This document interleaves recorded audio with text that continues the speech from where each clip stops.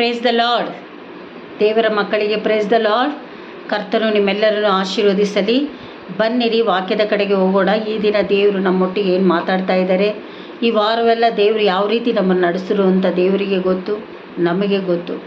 ನಮ್ಮ ವಿಷಯಗಳಿಗೆ ದೇವರು ಮಾಡಿದ್ದಾರೆ ಅದ್ಭುತ, ಇಲ್ಲ ಅಂತ ಒಬ್ಬರು ಹೇಳೋಕ್ಕಾಗೋದಿಲ್ಲ. ದೇವರ ನಾಮ ಮಹಿಮೆ ಹೊಂದಲಿ. ಬನ್ನಿರಿ, ಓದಿಕೊಳ್ಳೋಣ. ಯೋಹಾನ ಸತ್ಯವೇದ ವಾಕ್ಯಗಳನ್ನು ತೆಗೆದು ಭಯಭಕ್ತಿಯಿಂದ ಪರಿಶುದ್ಧಾತ್ಮನನ್ನು ಸ್ವಾಗತ ಮಾಡುತ್ತಾ ಯೋಹಾನ 5:5 1 9 ನಾವು ಧ್ಯಾನ ಮಾಡುವವರಾಗಿದ್ದೇವೆ. ಬನ್ನಿರಿ, ಓದಿಕೊಳ್ಳೋಣ. ಇದಾದ ಮೇಲೆ ಯೆಹೂದ್ಯರದೊಂದು ಜಾತ್ರೆ ಬಂದದ್ದರಿಂದ ಯೇಸು ಯೆರೂಸಲೇಮಿಗೆ ಹೋದನು. ಯೆರೂಸಲೇಮಿನಲ್ಲಿ ಕುರಿ ಅಗಸೆ ಬಾಗಿಲಿನ ಹತ್ತಿರದಲ್ಲಿ ಒಂದು ಕೊಳ ಇದೆ. ಇದಕ್ಕೆ ಇಬ್ರಿಯ ಮಾತಿನಲ್ಲಿ ಬೆತಸ್ತಾ ಎಂದು ಹೆಸರು. ದೇವರು ಯೆಹೂದ್ಯರದೊಂದಿಗೆ ಜಾತ್ರೆಗೆ ಬಂದಿರುವಾಗ ಯೆರೂಸಲೇಮಿಗೆ ಅಲ್ಲಿ ಹೋದನು. ಯೇಸು ಸ್ವಾಮಿ ಅಲ್ಲಿ ಹೋದನು. ಯೆರೂಸಲೇಮಿನಲ್ಲಿ ಒಂದು ಕೊಳ ಇತ್ತು. ಆ ಕೊಳದ ಹೆಸರು ಬೆತಸ್ತಾ ಅಂತ ಹೆಸರು. ಅರ್ಥ ಆಯ್ತಾ ದೇವರ ಮಕ್ಕಳೇ? ಅಲ್ಲಿ 5 ಮಂಟಪಗಳಿವೆ. ಇವುಗಳಲ್ಲಿ ಬಹುಮಂದಿ ರೋಗಿಗಳು, ಕುರುಡರು, ಕುಂಟರು, ಮೈ ಒಣಗಿದವರು, ಬಿದ್ದುಕೊಂಡಿರುವವರು, ಅಲ್ಲಿ 38 ವರ್ಷದಿಂದ ರೋಗಿಯಾಗಿದ್ದ ಒಬ್ಬ ಮನುಷ್ಯನು ಸಹ ಇದ್ದನು. ಎಲ್ಲ ರೋಗಿಗಳು ಅಲ್ಲಿ ಕುಳಿತುಕೊಂಡಿದ್ದರು. ಯಾತಕ್ಕೋಸ್ಕರ? ಅವ್ರಿಗೆ ಎದ್ದು ನಡೆಯೋಕ್ಕಾಗಲ್ಲ. ಯಾರಾದರೂ ಕರ್ಕೊಂಡೋಗಿ ಅವನ ಕೊಳದಲ್ಲಿ ಬಿಡಬೇಕು. ಏಕೆಂದರೆ ಆ ಕೊಳದಲ್ಲಿ ದೇವದೂತನು ಬಂದು ಕೊಳದಲ್ಲಿ ನೀರನ್ನು ಅಲ್ಲಾಡಿಸುವಾಗ ಅವರು ಸೌಖ್ಯ ಹೊಂದುತ್ತಾರೆ. ಪ್ರತಿಯೊಬ್ಬರಿಗೆ ಒಬ್ಬೊಬ್ಬರಿದ್ದಾರೆ, ಇಲ್ಲ ಅವರೇ ಹೋಗಿ ಕೊಳದಲ್ಲಿ ಬಿದ್ದಿದ್ದಾರೆ. ಅರ್ಥ ಆಯ್ತಾ? ಆದರೆ 38 ವರ್ಷದಿಂದ ರೋಗಿಯಾಗಿದ್ದ ಒಬ್ಬ ಮನುಷ್ಯನಿದ್ದ. ಅವನಿಗೆ ಎದ್ದು ಹೋಗೋಕ್ಕೂ ಆಗ್ತಾ ಇಲ್ಲ. ಅವನನ್ನು ಕರ್ಕೊಂಡೋಗಿ ಕೊಳದಲ್ಲಿ ಬಿಡುವವರು ಇರಲಿಲ್ಲ.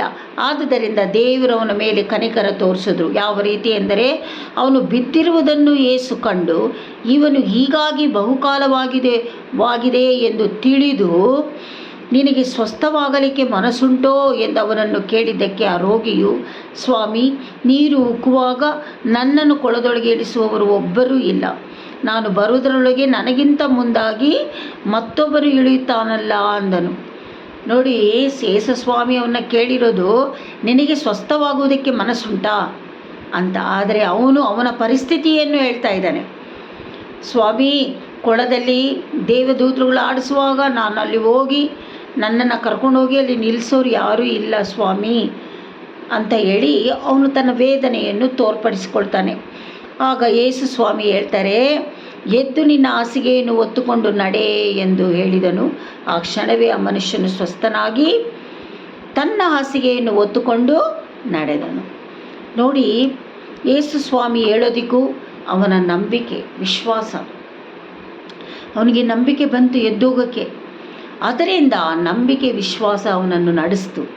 ಅರ್ಥ ಆಯ್ತಾ ದೇವರ ಮಕ್ಕಳೇ? ಹಾಗಾದರೆ ನಾವು ಎಷ್ಟು ಜನ ಇಲ್ಲಿ ನಾವು ಯಾರ್ಯಾರು ನಂಬಿಕೆ ಇಲ್ಲದೆ ಪ್ರಾರ್ಥನೆ ಮಾಡ್ತಾ ಇದ್ದೀವಿ, ನಂಬಿಕೆ ಇಲ್ಲದೆ ವಾಕ್ಯಗಳನ್ನು ಓದ್ತಾ ಇದ್ದೀವಿ, ನಂಬಿಕೆ ಇಲ್ಲದೆ ಗುಣಗುಟ್ಟುತ್ತಾ ಇದ್ದೀವಿ, ನಂಬಿಕೆ ಇಲ್ಲದೆ ಆಲಯಕ್ಕೆ ಹೋಗ್ತಾ ಇದ್ದೀವಿ. ನಿಮ್ಮನ್ನು ನೀವೇ ಪರಿಶೋಧನೆ ಮಾಡಿಕೊಳ್ಳ್ರಿ. ದೇವರು ಒಳ್ಳೆಯವನು, ಆತನ ಕೃಪೆಯು ಶಾಶ್ವತವಾದದ್ದು, ಆತನ ಬರುವಿಕೆ ಹತ್ತಿರವಾಯಿತು. ನಾವು ಆಯಿತ ಪಡಬೇಕು. ನಮ್ಮ ಅವಸ್ಥೆಗಳು ಆತನಿಗೆ ಗೊತ್ತಿದೆ.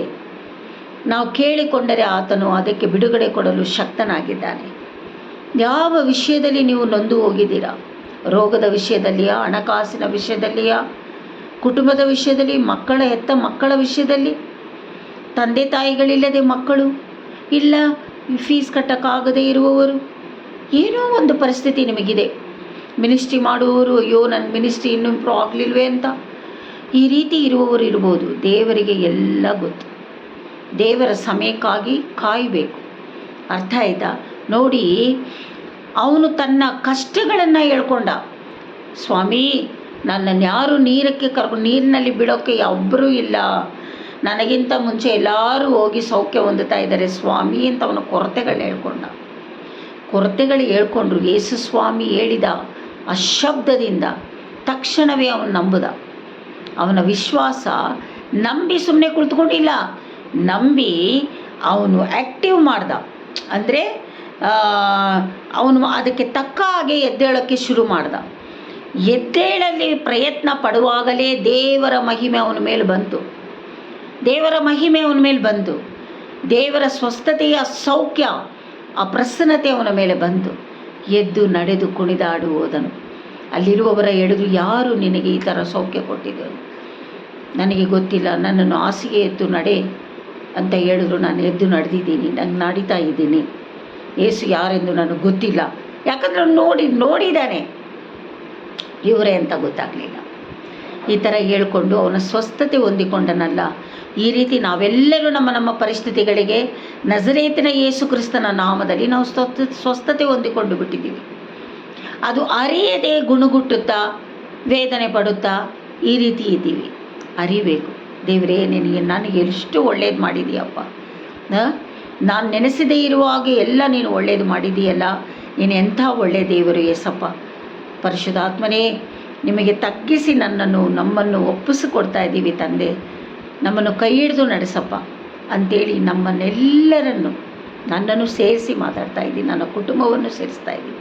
ನಮ್ಮೆಲ್ಲರ ಕುಟುಂಬವಾಗಿ ಪರಿಶುದ್ಧಾತ್ಮನ ಕರದಲ್ಲಿ ಒಪ್ಪಿಸಿಕೊಡೋಣ. ದೇವರ ಮಕ್ಕಳೇ, ಪರಿಶುದ್ಧಾತ್ಮ ನಮ್ಮನ್ನು ಕೈ ಹಿಡಿದು ನಡೆಸಲಿ.